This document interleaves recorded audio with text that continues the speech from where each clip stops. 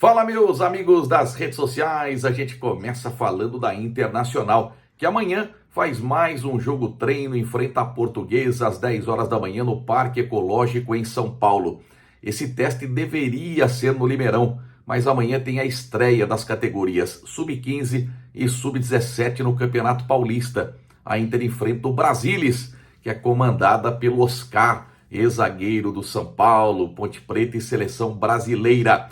Será o quarto teste dos comandados de Ademir Fezan. Até agora a Inter enfrentou a Ponte Preta em Campinas e venceu pelo placar de 3-1. E nos dois testes no Limeirão, 2 vitórias, 1-0 contra a Caldense, que foi o último gol do volante Albert, e anteriormente o Derbinho. Foi 2-1 para a Internacional, com gols do Maurício e do zagueiro Bruno Gabriel. Então boa sorte amanhã Inter nesse teste contra a Portuguesa, os dois times que vão disputar a Série D do Campeonato Brasileiro. Falando nisso, nada da CBF desmembrar a tabela, né? Até agora, os times não sabem exatamente o dia e horário em que vão estrear. Mas como o Goiatuba escolheu jogar de domingo às 4 da tarde, a Inter fará sua estreia na competição no próximo domingo, dia 20, às 4 da tarde, em Goiás, na cidade de Goiatuba. Vai ser o primeiro jogo oficial dos comandados de Ademir Fezan, que vem do Santa Catarina. Mais um jogador deixou a Inter após o rebaixamento para a Série A2, é o Matheus Martins, atacante que tinha sido contratado, jogou no São Bernardo, jogou no Grêmio Prudente, só que na Inter não foi aproveitado.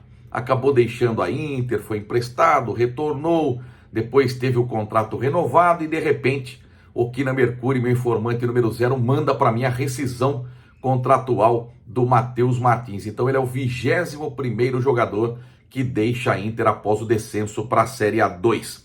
Por outro lado, tem reforço na área. O Thiaguinho está de volta. Não é aquele Thiaguinho do Corinthians, do Nacional, que veio junto com o Thiago Carpini. É o Thiaguinho que disputou a Série D do Campeonato Brasileiro de 2022. Ele chegou na parte final, mas agradou. É um meia canhoto, rápido, habilidoso. E ele que estava no Capivariano. Ele vem com o título da Série A2 do Campeonato Paulista. Para quem não se lembra, o Thiaguinho foi revelado no São Paulo. Ele jogou do Sub-15 ao Sub-19. Foi campeão paulista Sub-15, campeão da Taça BH em 2017, campeão da Copa São Paulo de Juniores, campeão da Supercopa. E aí do São Paulo ele foi para o Avaí, onde participou do elenco campeão catarinense. E aí o Thiaguinho rodou, passou pelo Nacional do Amazonas, jogou no Manaus, jogou no Juventus da capital e por último estava no Capivariano. Então o Thiaguinho já se apresentou, é o 18º reforço da Inter para a Série D. 16 foram anunciados oficialmente, ainda falta o anúncio do Clebinho, meia de 22 anos que vem do Santa Catarina, já está 3 semanas treinando, mas o problema burocrático com sua documentação impede o anúncio oficial. E agora o Thiaguinho, além deles 3 jogadores que retornam de empréstimo, Félix Jorge, lateral esquerdo, o Franklin, zagueiro, e o Cadu Meia, mais os 7 que permanecem da Série A2, como por exemplo, Maurício, Lucas Bochecha, os 2 goleiros Vinícius, o Léo Lopes, o Pablo Diogo. Então, jogadores que permaneceram, Leukovic, lateral esquerdo, esses jogadores seguem na Internacional. Então, boa sorte amanhã neste jogo treino contra a Portuguesa. Hoje tem basquetebol. O Mandique Limeira joga em Catanduva às 8 horas da noite, a 4ª rodada da Copa São Paulo de basquete. Até agora, a equipe limeirense venceu os 2 jogos em casa, contra São Caetano e Liga Sorocabana, e perdeu para Tatuí, o clube de campo que é comandado pelo William Drude. Aliás, Tatuí é líder, 3 jogos, 3 vitórias. O Mandique divide a vice-liderança com o São Caetano, com 2 vitórias e 1 derrota. Então, boa sorte ao Mandique. Esse jogo era para ter sido realizado quarta-feira no Volucato, mas Catanduva alegou problemas financeiros para vir para cá, e a organização da Copa São Paulo então deu uma ajudinha para o Catanduva inverter o manto para que a equipe conseguisse dar um respiro para completar o campeonato. Então boa sorte ao Mandique, aos comandados de Telmo Oliveira, o Deus da raça. Hoje tem Catanduva e Mandique na cidade de Catanduva. Vamos falar da Libertadores da América, que pichotada do Tricolor ontem, ganhando de 2-0, com 2 gols do Ferreirinha, e o Alianza Lima acabou empatando com Castilho e Quevedo. A torcida vaiou, hein? O São Paulo não gostou desse empate, o Tricolor que vinha de vitória contra o Tajeres pelo placar de 1-0. Nós tivemos ontem também o Internacional, que fase dos comandados do Roger Machado. O Inter fez 3-0 no Atlético Nacional da Colômbia, no Beira-Rio, com 3 gols do Alan Patrick. Hat-trick para Alan Patrick, o nosso queridinho do Cartola. Mas com certeza, fim de semana, ele será poupado. Tá jogando muito o Alan Patrick. E no jogo do Colo-Colo com Fortaleza, esse jogo foi interrompido aos 24 minutos do segundo tempo. Teve uma grande confusão fora do estádio.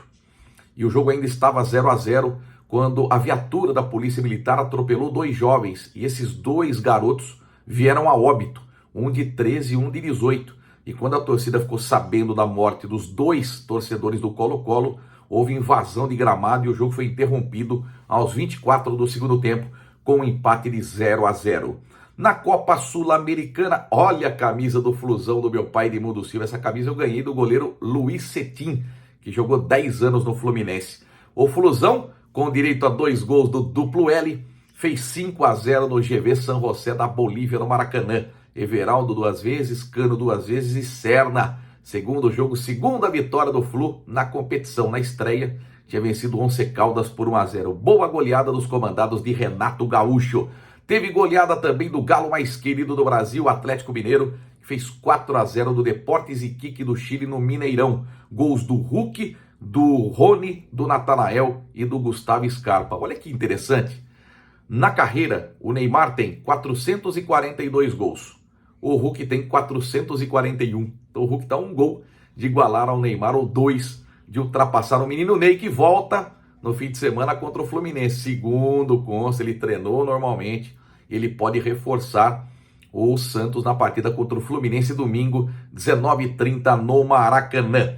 Completando a Sul-Americana, 0-0 para Defensa e Justiça e Vitória. Segundo empate consecutivo dos comandados de Thiago Carpini. O Vitória empatou na estreia em casa 1-1 e agora busca esse empate com Defensa e Justiça 0-0. Foi muito bem defensivamente o time baiano. Amanhã nós conheceremos o campeão da Série A3 do Campeonato Paulista, às 3 da tarde, Monte Azul e Sertãozinho em Monte Azul Paulista. No primeiro jogo, o Sertãozinho ganhou por 3-1. Então o Touro dos Canaviais pode perder por 1 gol de diferença, que mesmo assim será o campeão. Se o Monte Azul da SAF do pai do Neymar e do Emerson Sheik vencer por 2 gols de diferença, leva a decisão para os pênaltis. 3 gols ou mais, o Monte Azul será o campeão. Os 2 times que vão enfrentar a Inter de Limeira na Série A2 do ano que vem. Na Série A4, hoje começam as semifinais, às 8 da noite em Araçatuba. Imagine o público hoje, hein? Mais de 5.000 torcedores com certeza para Araçatuba e União Barbarense. E amanhã às 3 horas da tarde, o Nacional da capital recebe o Paulista em jogo. 2 vagas para a Série A3 do Campeonato Paulista. Um recadinho aqui para quem gosta do futebol amador. Domingo tem a final da Taça Limeirense entre São Lourenço e Botafogo. Fui convidado pelo Eliel Nunes, de frente com as feras, aceitei o convite. Vou transmitir o jogo ao vivo ao lado do Alexandre Pimenta, ao lado do meu companheiro de bancada também, Marcos Almeida. Então não perca, a partir das 9 horas da manhã, no domingo, tem a final da Taça Limeirense, São Lourenço e Botafogo. Vai ter pimba! E ontem, não teve pimba ontem no Brutus, né? Porque eu acabei não transmitindo a partida, mas o Brutus ganhou da Uniara Araraquara. Fim do tabu! Nunca o Brutus tinha vencido a Uniara de Araraquara em Limeira. E ontem, olha que sufoco! O Brutus abriu 2-0 com gols do Misha, 6º gol dele com a camisa do Brutus. Parece que ele nasceu para jogar na equipe limeirense. E um gol do André, que é conhecido como Dedé. Aí o Uniara descontou e no segundo tempo foi um Deus nos acuda. Bola no travessão, Felipe fazendo grandes defesas, bola passando, raspando. Olha, o que a gente olhou para o cronômetro no segundo tempo foi algo assim surreal. E olha, quando terminou o jogo, os jogadores do Brutus só caíram em quadra, tamanho desgaste que foi. Bela vitória do Brutus, a primeira nesta Copa da Liga Paulista. Por quê? Porque o Brutus estreou empatando com o Pinda, atual campeão, 5-5 fora de casa, com 4 gols do Misha, e vinha de uma derrota em casa para a representação do Barão de Mauá, de Ribeirão Preto, por 4-1. E agora vem essa primeira vitória, uma vitória do alívio. Só que é o seguinte, os torcedores do Brutus protestaram e muito ontem no ginásio Flamboyant. Faixas foram colocadas em torno do ginásio. porque os torcedores querem a volta do Brutus Futsal no Volucato. Foi uma promessa anterior de campanha, né? A gente lembra que na administração do Mário Botion foi prometida a reforma do Volucato e ela não aconteceu. Tem um afundamento no gol de fundo, por isso que os jogos de futsal não podem ser realizados lá. O basquete pode jogar porque a tabela fica em cima do buraco e o vôlei, a quadra é menor. Mas os torcedores do Brutus, o próprio Nego, os jogadores, eles querem voltar a jogar no Volucato e protestos foram feitos. Então aqui, no final do nosso boletim, eu vou mostrar para vocês o protesto que foi realizado, a presença da camisa 6, que é a torcida organizada do Brutus, e a fala do Kaique Parisi, treinador, analisando esta importante vitória contra a Uniara. Tá certo? Gostou? Dá um like. É muito importante, ajuda o computador a mostrar o nosso serviço, tá bom? Se inscreva aqui em nosso canal do YouTube, Edmar Pimba é o mesmo endereço do meu Instagram e também da Rede X, tá bom? Um bom fim de semana a todos vocês. Fique agora então com a cobertura completa desta vitória do Brutus sobre a Uniara de Araraquara por 2-1. Grande abraço, Pimba, veja só.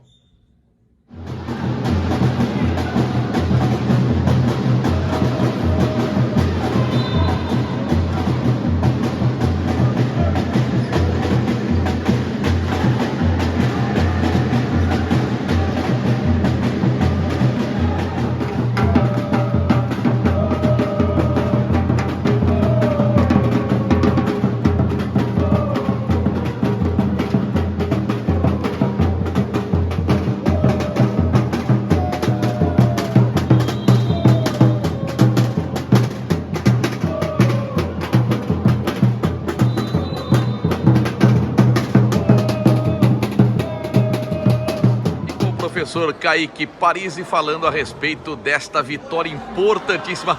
Entrou para a história, né? Fim do tabu. Primeira vez que o Brutus ganha da Uniara em Limeira. Parabéns, professor. Pô, nem sabia desse tabu, mas obrigado, Edmar. Obrigado. O que eu falei com os meninos no começo do jogo ali, a gente precisava fazer um jogo de imposição, de colocar nosso ritmo, de tomar as rédeas do jogo mesmo, criar as chances. Eu acho que nesse ponto aí não tem o que reclamar, acho que o que reclamar é de perder as chances, né? Criar, a gente criou demais, aí podia ter facilitado um pouco o jogo, não precisava sofrer tanto no final, assim. Acho que no primeiro tempo a gente já podia ter feito 3, 4 gols ali que a gente teve oportunidades claras, acabamos perdendo. Mas para mim o importante é criar, a gente criando nesse volume que a gente criou hoje contra o São Bernardo, nos próximos jogos, acho que a tendência é a gente fazer mais gols aí, não precisar sofrer tanto. Fazia tempo, viu, Kaique, que eu não via os jogadores olhando pro cronômetro tantas vezes no segundo tempo.